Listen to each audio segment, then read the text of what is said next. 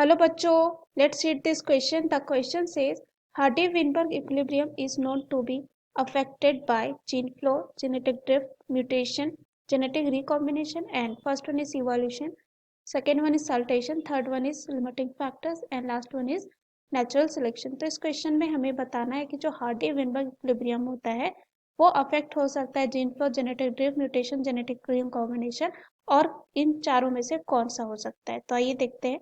सबसे पहले बात करते हैं इस क्वेश्चन में की कॉन्सेप्ट की कॉन्सेप्ट जो है इस क्वेश्चन में हमारे हो जाएगा Hardy Hardy Weinberg Hardy Weinberg equilibrium equilibrium. तो ये जो है एक प्रिंसिपल होता है जेनेटिक्स में और ये कहता है कि allele allele and genotype allele and genotype frequency जो है कहाँ पे in large population in large population and randomly जो है meeting population randomly meeting जो है population में क्या होगा remain constant होगा यानी कि एक जैसा होगा जब तक कि अदर फैक्टर इसको अफेक्ट ना करे। जैसे कि फैक्टर्स क्या हो सकते हैं, यहाँ पे म्यूटेशन हो सकता है, उसके बाद जीन फ्लो हो सकता है,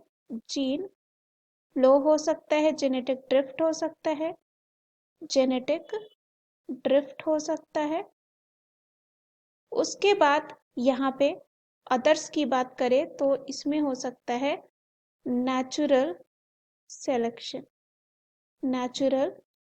selection.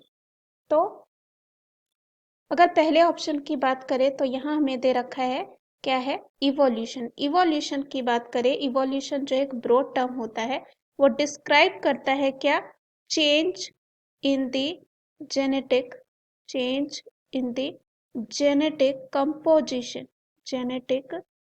composition of a population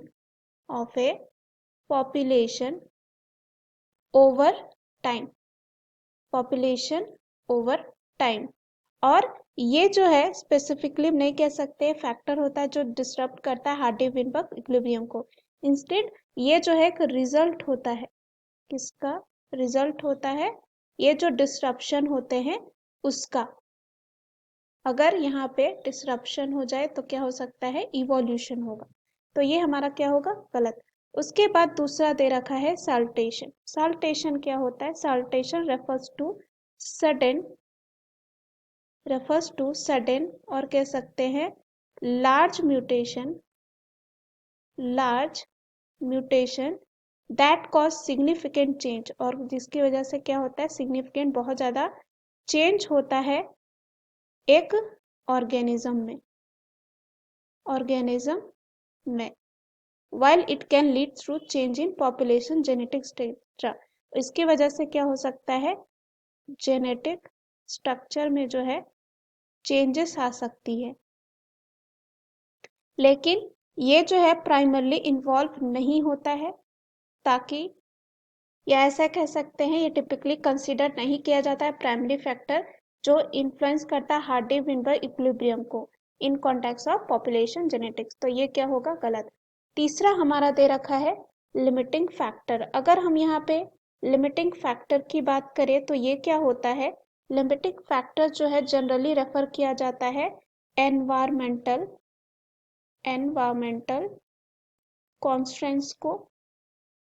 constants जो होती हैं उनको जो है ये रेफर किया जाता है दैट अफेक्ट, ये अफेक्ट करता है किसको, ग्रोथ एंड